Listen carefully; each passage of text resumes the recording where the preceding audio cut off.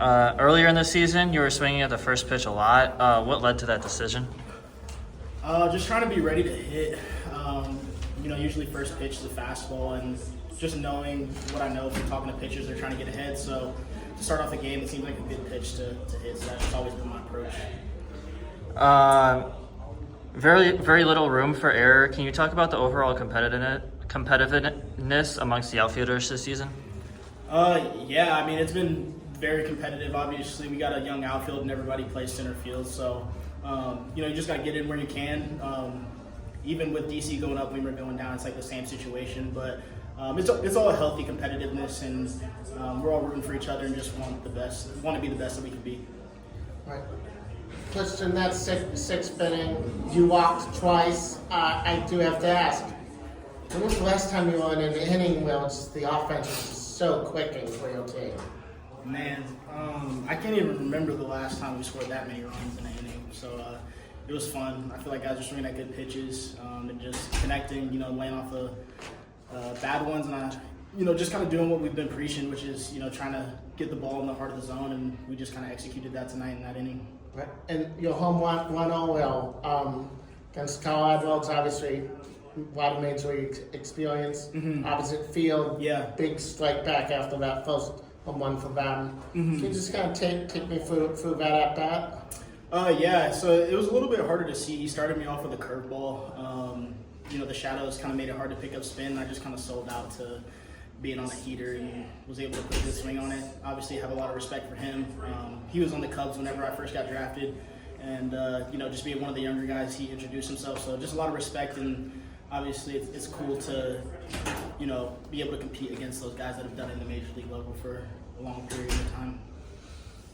Obviously, coming into this game, I think they said you were going 3 for 24, but you obviously snapped out and had a big game tonight. Mm-hmm. How do you keep that same mindset and approach, knowing that one of the games you're going to be able to snap out of it and be able to have one of these big time nights, knowing that you're going through a tough stretch?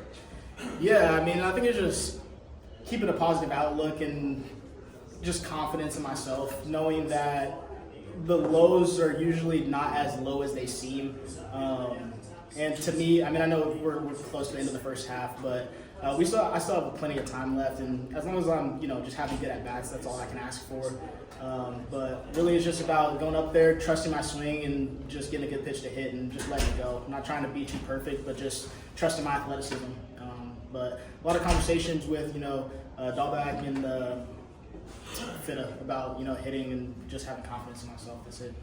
How exciting is it, obviously, with you guys, the placement that you guys are in right now, and you guys are going for something, fighting for something. Obviously, the first half of the season, I know you're trying to take care of your business, but you got a team out there that's on your neck. Yeah. How hard is it to just focus on you guys and not worry about what's on the outside of whatever teams are doing? To me, it's been really fun. I feel like I talked to some guys, it's like in college, it was extremely competitive. You're trying to get to the College World Series, and it's just so much of a brotherhood. Once you get to Pro Bowl, I feel like it's more about development at the lower stages. But as you get to getting closer to the big leagues, you kind of start transitioning in the mindset. It's like, okay, more like winning baseball and not being as focused on yourself. So this is nice to get a little taste of that. Obviously, we're fighting to win the first half, and to me, it's super fun. It's like playing for something bigger than yourself, and I feel like it honestly takes the pressure off of trying to perform. It's like you're just trying to help your team, and so it's really fun to me, and it's fun to do it with this group of guys.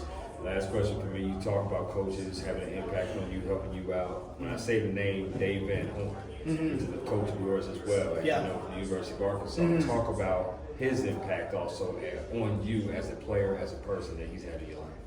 Yeah, forever grateful for him just giving me an opportunity to start as a freshman and just trusting me at that program. Obviously, Arkansas has been a big time program for a long period of time, and I needed to develop a lot coming out of high school, and him and the whole coaching staff did a great job of just steering us in the right direction and allowing me to grow and develop into a player that was ready to do it at a higher level in Pro Bowl. This type of game for you was a long time coming. How does it feel to be a key part of the offense tonight? Yeah, it was great. I think honestly for me, first thing I give glory to is Jesus, my Lord and Savior, who really gave me the strength to do that. It was a great game, and I couldn't have done it. I didn't do it on my own, you know. From God's power working in me, but also just like how I mean, it's a lot easier to hit when everyone else is hitting like that. And I think like just like some of the bats Frankie's putting out, hits Brady's getting, Seaver getting on base, Mo getting on base. I mean, like everyone, just felt like everyone was getting on base, and it's a lot easier to just keep passing it around when everyone's doing that. So it was good. You've done a great job calling games this season. Just talk about how good your pitching staff has performed under your wing. I mean, our pitching staff has been amazing. You know, it's changed a lot from the start of the year. You know, we got a lot of good guys who know how to get ahead and how to finish guys out of the zone. And, you know, we just have a lot of guys with overpowering stuff, which is really fun to catch. All right. So Harry, that home run in the fifth, at the time before it became that huge sixth, that was like the big play of the game. Can you kind of take me through your approach on that at bat? Yeah, I was just trying to relax, let go. I had success against Edwards last year, so I was confident in that. And yeah, I just wanted to let go and just be a good pitch to hit and stay at the middle of it. Finally, today was a bullpen day, so obviously you really had to know all the pitchers. So, like, is your approach when you know you're going to be dealing with so many guys any different than when, say, if, like, Champlain or Kent is starting? It's. I think at any time the reliever approach is different than a starter approach. Because with starters, you're keeping in mind you have to face them multiple times, and relievers are just going through it once, and it's just their best stuff every time. But I mean, I catch these guys so much that, like, you know, it's not like a change in approach for me. I mean, I probably caught Dre 20 times. Robert's new, but you know, yeah, Riley, I've caught Riley a million times, you know, so it doesn't really change a whole lot, but it definitely, you know, the call pitches a little differently when it's relievers. I would love to ask you about just Matt Turchin. Yeah, I think it's a former coach of yours from North Cobb. How do you know Turchin? Yeah, well, I'm a Kennesaw State University person. Yeah. So yeah, I'm Kennesaw, Georgia. I know about that. I want to know about what kind of impact he's had on you, as far as on your career, baseball wise, and as a person. Oh wow! I mean, my earliest memories of Turch is like 5th grade, like going to baseball camps at my high school and seeing him there. I mean, he looked the exact same now until then. From then, but I think the impact he had on me was. He was definitely one of my coaches at North Cobb that pushed me more.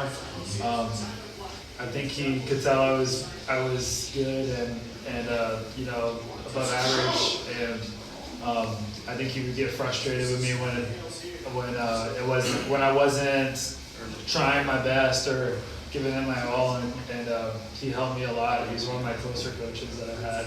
I also had him in a class too. And it was nice, just always fun talking with him and having baseball talk and talking about life. And yeah, he's definitely one of my favorite coaches I've had. You talk about, sorry about that. You talk about this game. You had a great game. A lot of your teammates had a great game. How fun is it? Obviously, you guys are fighting for something in the end of the first half, but you also have a team that's trying to, you know, also finish on top as well. Like, how hard is it just to only focus on what you guys are doing, but not look at over your shoulder at the other team as well? Like at Nashville and Memphis? Yeah. What you mean? Yeah. I mean, I think we just control what we can control. Like, we gotta win today, you know, and so like that's priority, and like whatever happens with them. But we just gotta play our game and win, and same thing we've done all year, which has got us to this place. So it doesn't change now. So just keep going. And then my last question for you is, as a Georgia person myself, I know this. I gotta ask you, what is your go-to Waffle House order? I get the Waffle House bowl with Waffle House sauce. How many people know about the waffle house I sauce? do know about that. You know? Yes, sir. Yes, sir. Thank you.